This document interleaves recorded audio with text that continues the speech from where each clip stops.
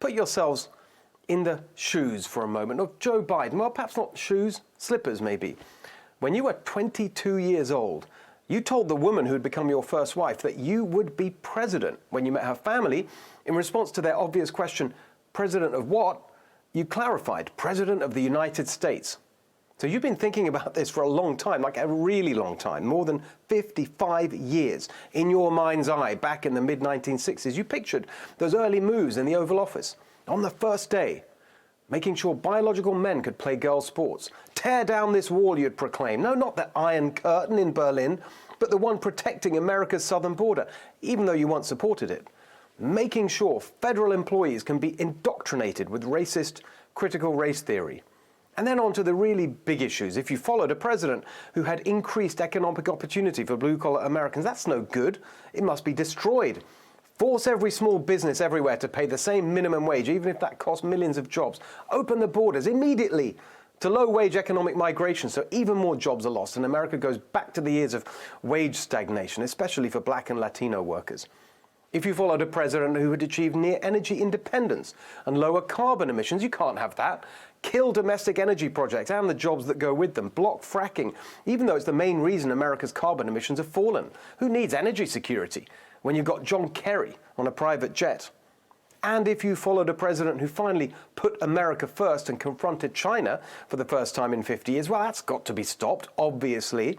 So it's back to the Iran deal, sucking up to Xi Jinping, snubbing Israel, losing respect on the world stage. Somehow, I don't think any of that is what the 22-year-old Biden was thinking about doing, but is there anything the young Joe Biden or even the middle-aged Joe Biden ever thought about doing that President Biden is now actually doing?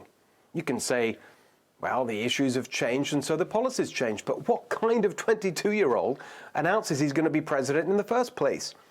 The kind of person who actually doesn't care about what he does.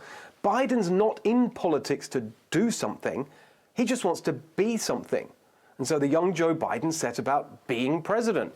Local council, Senate, 3 presidential campaigns, a lifetime as a machine politician. And that is the central point about him and the gang of charlatans around him. As we told you before the election, Biden, Harris, they are machine politicians. They don't believe in anything except their own personal advancement. So they will say anything, do anything in response to political pressure. And right now, all the pressure in the Democratic Party comes from 2 places, the woke left and the government unions. That's why we're subjected to all the non-stop infantile wittering about historic this and historic that. Who cares whether the Treasury Secretary is totally corrupted on a key policy question? She's a woman. Historic. That's why we have the total disgrace of America's schools being shut. Who cares if science, data, facts from around the world show that schools can safely open? Who cares if children and families are suffering? The teacher unions are our donors. They must be obeyed. Unlike principled progressives like Bernie and AOC, the Biden-Harris gang aren't really interested in substance, the real-world impact of what they do. They care about the message they're sending, not the lives they're affecting. And that is part 1 of the huge political opportunity for the Republican Party right now. Relentlessly, remorselessly highlight the real-world effect of Biden's bosses, the woke left and government unions, on real Americans. But part 2 is vital as well. The media is trying to make out the GOP is divided. They want a Republican civil war. Why give them the satisfaction? On ideas, policy and substance, the Republican Party is united behind the new conservative populism pioneered by President Trump. It was an intellectual revolution as deep and lasting as the conservative revolution led by Goldwater, Buckley and Reagan over half a century ago. In economic policy, pro-business on tax and regulation, pro-worker on trade and immigration. In foreign policy, America first, China confronted, endless wars ended. And it worked. Peace deals in the Middle East that long evaded Trump's predecessors.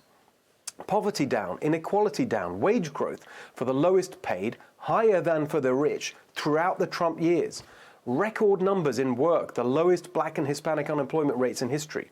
The border protected, trade deals renegotiated. Trump's conservative populism worked in political terms too. Republicans won the highest share of the non-white vote for 60 years, turning the GOP into a multiracial working class coalition. Gains in the House, gains at the state level, vital for the next round of redistricting. Who really thinks we should go back to the establishment economics, endless wars and sucking up to China?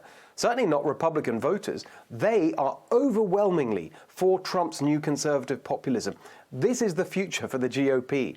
Positive and optimistic. As we say at the start of every show, positive populism, pro-worker, pro-family, pro-community, pro-America. So, build on Trump's foundations, then add new elements to add more people to the coalition. On the big issues that animate younger voters, show that we have the solutions, not the left. On race, it's decades of Democrat policies and Democrat leaders that inflicted poverty, inequality, and injustice on black Americans, and it's conservative ideas like school choice that can turn things around. On climate, it's not the Democrats' empty gestures and destructive ideological zealotry that will make progress, but conservative ideas, harnessing the power of markets and innovation. Matt Gaetz is here to talk about that later tonight.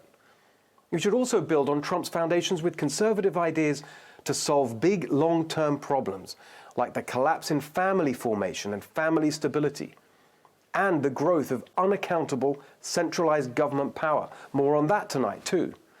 But it's not just about policy. The GOP needs to fight for democracy itself, to fight the Democrats' Nancy Mandering, their brazen attempts to rig election rules for partisan gain. Less ballot integrity, more ballot harvesting. The GOP must unite to stop it. And perhaps above all, to win back the House, the Senate, and the White House, Republicans need Trump's fighting spirit, standing up for the decent working class Americans, failed and dismissed by condescending elites. Standing up for freedom of speech, even freedom of thought, against the menacing onslaught of woke supremacy. Put all that together, and it's a winning combination. Ideas and attitude that the vast majority of Republicans can enthusiastically get behind. That is the future of the GOP, positive populism.